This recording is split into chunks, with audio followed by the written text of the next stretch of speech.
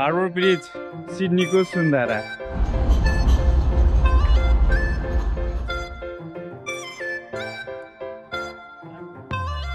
यो पर देखेको चाहिँ हिल्टन, यो चाहिँ हिल्टन होटल हो। यो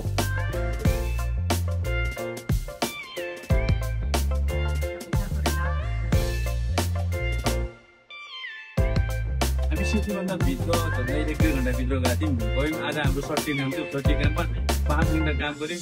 त्यो बिच ल्याएर हामी त्यस्तै हो, हामी गरेको सर्टी जान्छौँ, सर्टी ल्याएर आउँछौँ, मोबाइल ल्याएर आउँछौँ।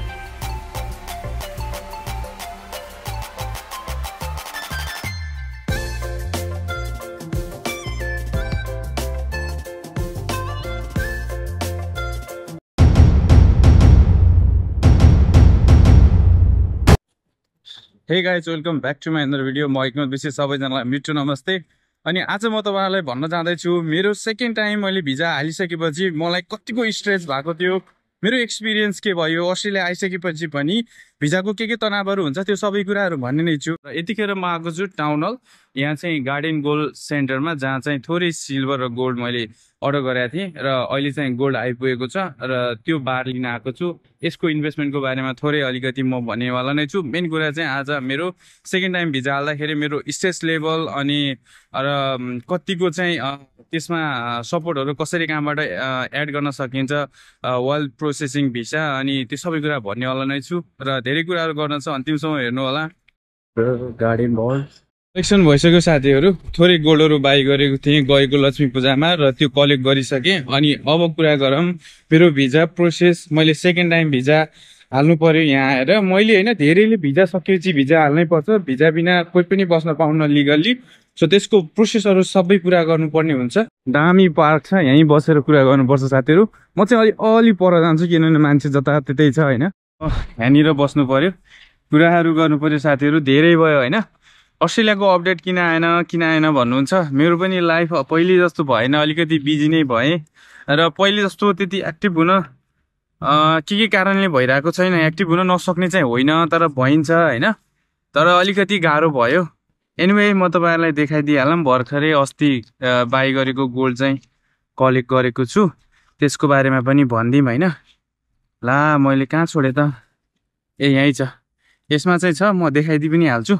मैले यसमा चाहिँ 2वटा लक्ष्मीको चिन्ह भएको छाप भएको चाहिँ 2वटा किनेको थिएँ यो, र त्यसपछि एउटा अर्को पनि छ, यहाँ अर्को पनि छ साथीहरू। यो हर्स लुनार छाप भएको, थोरै इन्भेस्ट गरेर के थाहा अबको 20 वर्षपछि यो जम्मा गरेको चिज त कहीँ पनि जाँदैन, डेफिनेटली यो बढ्न सक्ला भन्ने आश, बचेको पैसाले थोरै इन्भेस्ट गरेर के थाहा अबको 20 वर्षपछि यो जम्मा गरेको चिज त कहीँ पनि जाँदैन, डेफिनेटली यो बढ्न सक्ला भन्ने आश। र यसमा यो चाहिँ 5औं पटकको यो मैले कलेक्ट गरेको होइन।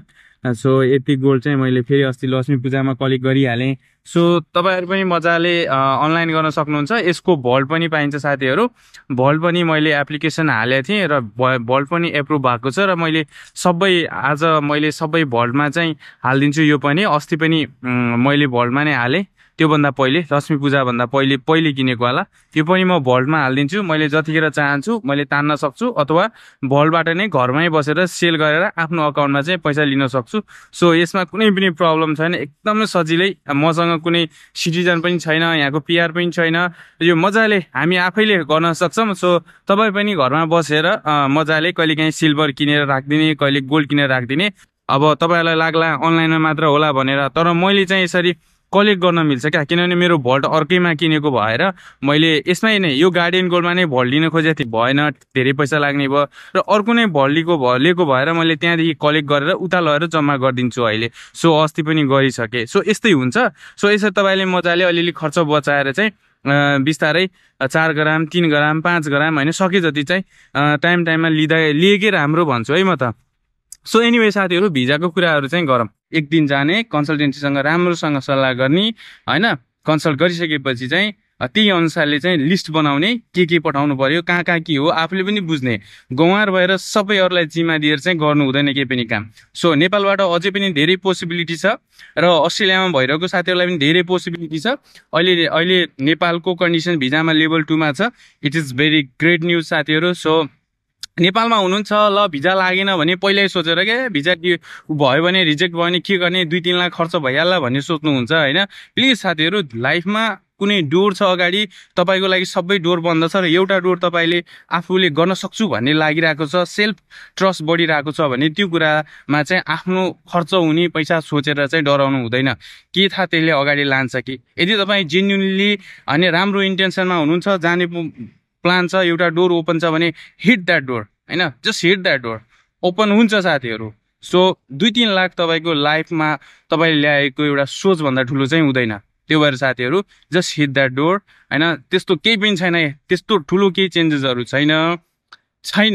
तपाईँ विश्वास गर्नु छैन भने नि मैले पहिल्यैदेखि भिडियोमा झुटो कुरा कहिले पनि बोल्दिनँ, बनाएर कहिले पनि बोल्दैन, जियो त्यही भनेको छु होइन। त्यो भएर जस्ट हिट द्याट डोर साथीहरू नेपालमा हुनुहुन्छ भने होइन। अब एक थरीका मान्छेले के भन्छ भने विदेश आइज भन्छ, यो मान्छेले सबै नेपाल बस्नुपर्छ भन्छ। त्यो राष्ट्रिय प्याट्रियोटिजमको कुरा हाम्रो पनि मरेको छैन। त्यो के छ साथीहरू, हामी पनि नेपाल फर्किउँला, तर नेपालमा अहिले आफूले हिट हान्न सक्ने अवस्था, कुनै पनि ठाउँमा आफूले दिन सक्ने, आफ्नो ब्याकबोन भएर पनि पर्फर्म गर्न नसक्ने अवस्था छ भने वेयर यु वान गो साथीहरू, go. If you are seeing something for yourself just go. अनि पछि फर्किँदा हुन्छ, पछि जता जाँदा हुन्छ, तर लाइफमा सिक्नुपर्ने उमेर हुन्छ, गर्नुपर्ने उमेर हुन्छ। यसलाई स्किप गर्दै नगरौँ। Just hit the door where see your opportunity guys, just go for it. त्यो 2022 पछि यता आयो र सबै कुराहरू राम्रो नराम्रो मैले धेरै कुराहरू भिडियोमा भनिसकेको छु र आजको दिनसम्म आइपुग्दाखेरि चाहिँ च्यालेन्जिङहरू जीवनमा यस्तै नै हो होइन। कहीँ गएर त्यो ठुलो छहारी चाहिँ पाइनेवाला छैन। सो भएको प्रेजेन्टमा खुसी लिएर हिँड्ने हो र यतिखेर आइपुग्दा मैले फेरि भिजा हाल्नु पर्यो र भिजा मेरो सकियो 2025 मा आएर र मैले फेरि भिजा हाल्नु पर्यो र भिजा हालेको थिएँ र भिजा पनि आयो साथीहरू। र यसमा डकुमेन्टेसनको कुरा गर्दाखेरि सुरुमा 2022 मा मैले बनाएको सबै डकुमेन्टहरू चाहिँ मैले यतिखेर बनाउनु पर्यो, तर त्यतिखेर नयाँ भएको भएर मलाई एकदमै कन्फ्युजिङ थियो, एकदमै तनाव हुन्थ्यो होइन। तर यतिखेर चाहिँ के भयो भने नेपालमा हामी के विश्वास हुन्छ भने साथीहरू सबै कुराहरू फिजिकल के होइन। जाने कागज बनाउने फेरि ल्याएर बुझाउने कन्सल्टेन्सीमा त्यो गर्थ्यौँ क्या, त्यो होइन रहेछ। हामी मजाले सबै कुराहरू स्क्यान गर्दै मजाले घरबाटै डकुमेन्ट पठाएर काम गर्न लगाइदिएर फी त पे गरिन्छ नि त कन्सल्टेन्सीलाई, त्यसरी गर्न सकिन्छ। सो यहाँ पनि कामको रस, कलेजको पढाइ सबै कुराहरू गर्दै गर्दा चाहिँ मलाई कहीँ पनि चाहिँ रोकटोक चाहिँ भएन। मैले जस्ट घरबाट डकुमेन्टहरू पठाइदिन्थेँ, एक दिन कन्सल्ट गर्न गएँ, ल म गर्छु भने थोरै फी पेमेन्ट गरेँ, डिस्काउन्ट मागेँ। त्यसपछि मैले चाहिने डकुमेन्ट लिस्ट ल्याएर कसरी जाने सब प्लान त्यसै दिन बनाएर चाहिने कुराहरू फरवर्ड गर्दै गएँ र पैसा पनि जम्मा भइसक्यो, इन्सुरेन्स पनि किने, सबै किने। त्यसपछि लगत्तै मैले चाहिँ साथीहरू भिजा हालिदिइहालेँ। सो मैले भिजा कहिले हालेको थिएँ भने June 18 मा हालेको थिएँ र अहिले आएर अक्टोबरको 26 मा भिजा एप्रुभ भयो। मेरो मात्र होइन, मेरो सँगसँगै मेरो वाइफको पनि मैले डिपेन्डेन्ट सब क्लास 500 नै हालेको थिएँ। तपाईँलाई लाग्ला सब क्लास 500 डिपेन्डेन्टको कसरी भन्ने कुरा, यो कुरा के छ भन्दाखेरि साथीहरू जस्तै म स्टुडेन्ट छु, स्टुडेन्टको डिपेन्डेन्ट आउँछ भने स्टुडेन्टको डिपेन्डेन्ट पनि स्टुडेन्ट भिजा नै आउने हो, अरू कुनै भिजा आउँदैन। त्यो भएर स्टुडेन्टको डिपेन्डेन्टको भिजा पनि सब क्लास 500 भनेर नै आउँछ, कन्फ्युज हुनु केही पनि पर्दैन। सो हुने नै त्यही हो। सो एनिवे साथीहरू मेरो र मेरो वाइफको भिजा एकै दिन आयो। So it was very happy moment. अनि अगेन अब हुन्छ नि लाइफमा एउटा अर्को पार्टनरसँगको बिगिनिङ हुने नै वाला छ, त्यो कुरा पछि देखाउँदै गरौँला। एनिवे साथीहरू स्ट्रेस लिन पर्दैन। डकुमेन्ट बनाउनको लागि मैले भनिहालेँ नि, के नयाँ चाहिन्छ, केही पनि होइन, के हिस्ट्री गर, एकदमै जेन्युन कागज बन्छ अझै पनि मार्केटमा, टेन्सन नलिम। तर विदेश आउने कुरामा नेगेटिभ इन्फ्लुएन्स गर्न खोजेको होइन, बुझेर राम्रो मान्छेबाट लिगल डकुमेन्ट बनाएर चाहिँ हो मानव लिगल पुरै ट्याक्स पे गरेर यताउति गर्दाखेरि चाहिँ त्यो हामी एकदमै गाह्रो हुन्छ। तर अर्को लिगल वे पनि छ मार्केटमा।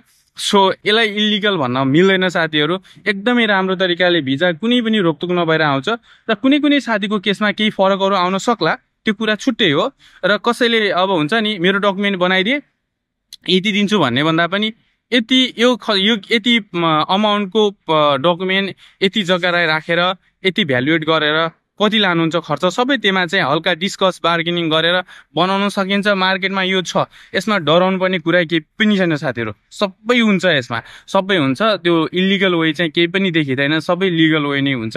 नेपालको ब्याङ्क डिपोजिट भन्छ नि, नेपालमा कसैको पैसा ब्याङ्क डिपोजिट गरेर कागज बनाउँदा हुन्छ। तपाईँले 6-7 महिना पैसा अरूको राखेर 3 रुपियाँ ब्याज 2 रुपियाँ ब्याज तिरेर 60-65 लाख 30-35 लाख रुपियाँ तपाईँले ब्याज दिएर गर्न नै पर्दैन क्या।